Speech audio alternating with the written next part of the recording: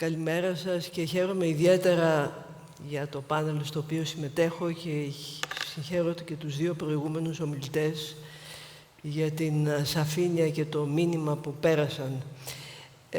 Και εγώ θα περάσω ένα συμπληρωματικό ίσως μήνυμα, γιατί το πρότυπο ανάπτυξης του σύγχρονου κόσμου, η ταύτιση της ευημερίας μας με την κατανάλωση και τον πλουτισμό, η γύρανση του πληθυσμού σε συνδυασμό με την αύξηση του πληθυσμού και ο πολλαπλασιασμός των αστικών περιοχών που συνεχώς ροκανίζουν την ύπαιθρο, την υποβαθμίζουν, την υποσκάπτουν, έχουν οδηγήσει τον πλανήτη σε μια απόλυτη ανισορροπία, στην κλιματική αλλαγή, σε ακραία προβλήματα περιβαλλοντικά και κοινωνικά, υποβαθμίζοντας ραγδαία το σύστημα της γης, εξαντλώντας τους φυσικούς πόρους, απειλώντας την ανθρώπινη υγεία, την ποιότητα ζωής, θέτοντας πρώτον πυλών και την επισιτιστική κρίση. Αυτό είναι κάτι που δεν πρέπει να το ξεχνάμε. Ποιος όμως ο ρόλος και η συμβολή του αρχιτέκτονα σε αυτά τα κρίσιμα θέματα του ευρύτερου χωρικού σχεδιασμού, γιατί έχουμε και εμείς το μερίδιο ευθύνης μας. Μέχρι σήμερα πιστεύαμε ότι ολοκληρωμένες προσεγγίσεις ήταν αρκετές, θα έδιναν ελπιδοφόρα μηνύματα. Εδώ βλέπετε κάποιες εικόνες από την έρημο της Σαουδικής Αραβίας που πετούσα προημερών και βλέπετε την εξάντληση του πλανήτη και την σχιζοφρένεια στην οποία ζούμε. Φαίνεται λοιπόν ότι η τεχνολογία προχωρά και η σημερινή συνάντηση μας απέδειξε ότι η τεχνολογία προχωρά.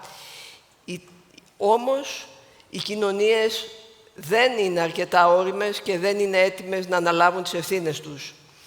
Και πρέπει να γίνει κτήμα όλων. Η αλήθεια είναι ότι η βελτιστοποίηση των ηλεκτρομηχανολογικών εγκαταστάσεων μας έχει γίνει κτήμα. Ότι ξέρουμε πολύ καλά ότι η ρύπανση του αέρα ήταν αιτία πάρα πολλών ασθενειών. Είμαστε επίσης σίγουροι ότι η υιοθέτηση πράσινων υποδομών, πιστοποιημένων κατά LEED ή WELL, θα εστιάσουν στην βελτίωση του περιβάλλοντος, στην οικονομία πόρων, θα είμαστε σύγχρονοι, θα υιοθετήσουμε βιοκλιματικό σχεδιασμό και την κυκλική οικονομία. Είναι αρκετά?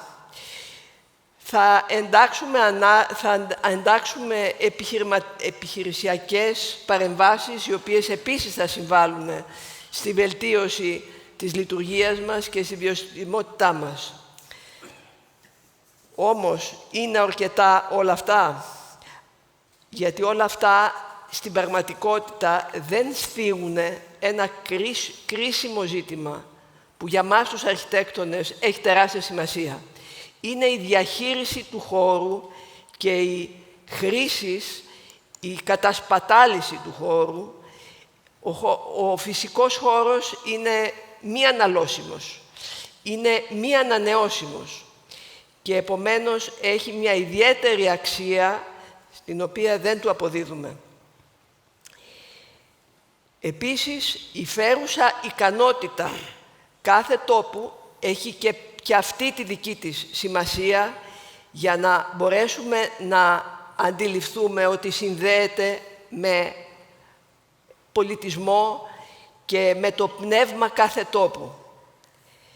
Σήμερα γνωρίζουμε καλά ότι για να απαντήσουμε στα κρίσιμα ζητήματα πρέπει να αλλάξουμε πρότυπα ζωής, να αναζητηθούν κοινωνικές και ιδεολογικές συνενώσεις σε θέματα κοινωνικά, περιβαλλοντικά και πολιτισμικά, για να ζήσουμε σε μια αρμονία, να συμβιώσουμε με το περιβάλλον, γιατί τώρα δεν συμβιώνουμε.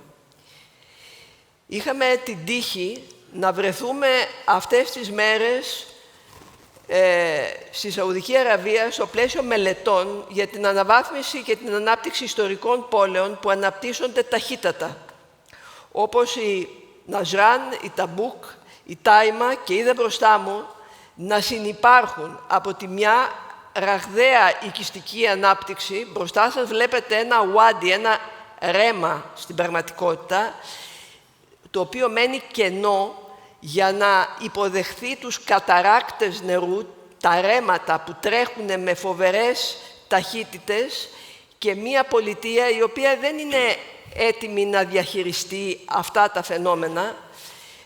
Και από την άλλη δίπλα υπάρχουν αυτές οι καταπληκτικές κατασκευές με τις πλήνθινες, με την παράδοση στην πλήνθινη κατασκευή, οι οποίες αναζητούν και αυτές έναν τρόπο να ισορροπήσουν μέσα σε αυτή την τερατώδη αντίφαση.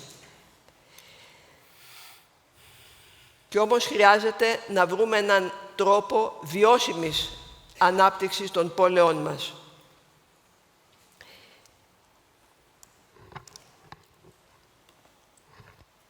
Βλέπετε αντίστοιχες κατασκευές και για μένα παραμένει ένα μεγάλο ερώτημα σε αυτή τη δουλειά, πώς θα μπορέσουμε να ενσωματώσουμε με σύγχρονες τεχνικές την παράδοση η οποία είναι ακόμα ζωντανή και συνδέεται με μια άειλη κληρονομιά. Και έρχεται και στο δικό μας μικρό τόπο να θέλουμε να βάλουμε το αντίστοιχο λιθαράκι μας και να καταλάβουμε ότι στην πραγματικότητα τα τοπία μας τα αγροτικά τα έχουμε ξεπατώσει, έχουμε ενσωματώνοντας σύγχρονες μεταλλικές κατασκευές με πανέλα θερμομονωτικά, τα οποία δεν είναι ανακυκλώσιμα, τα οποία σε λίγο θα είναι απλώς σκουπίδια στον χώρο μας, και σε αντίθεση απαξιώνουμε την γη και απαξιώνουμε μια παράδοση χιλιετιών. Σε αυτό το διακύβευμα εμείς προτείναμε μια κατασκευή και θα την προτείνουμε στο Υπουργείο Γεωργίας για να επαναχρησιμοποιήσουμε τις αχυρόμπαλες, αυτό το δεμάτι το οποίο εξακολουθεί να έχει πάρα πολλά πλεονεκτήματα δομικού υλικού. Ασφαλώς σε μια κοινωνία αγροτική. Αλήθεια, μέσα σε αυτό το αντιφατικό περιβάλλον ζωής και δράσης μπορεί να αναζητήσουμε ιδεολογικές συνενώσεις, μπορεί κάπου να βρεθούμε. Η Ευρώπη έκανε κάποιες καινοτόμες σκέψεις, θα έλεγα. Δεν ξέρω αν έχετε ακούσει το New European Bauhaus, με την ευκαιρία των 100 χρόνων από το Bauhaus, μια πρωτοβουλία που στοχεύει, πέρα από σύγχρονα και λύθη κατάλληλα για το μέλλον και για υγιείς πόλεις, που το θεωρούμε αυτονόητο, να δημιουργήσουμε βιώσιμους τρόπους διαβίωσης, χωρίς αποκλεισμούς, γεφυρώνοντας επιστήμη και τεχνολογία, τέχνη και πολιτισμό, αναγνωρίζοντας αξίες αισθητικές, πνευματικές, πολιτιστικές, πέραν των στεγανών, αυστηρών, λειτουργικών και οικονομικών αξιών που έχουμε μάθει να ζούμε με αυτές. Το νέο ευρωπαϊκό Bauhaus καθοδηγείται από την βιωσιμότητα, την κυκλικότητα, τη μηδενική ρύπανση, την αισθητική ποιότητα εμπειρίας, τη συμπληρωματικότητα, την ισότητα, την προσβασιμότητα, τη διαπερατότητα.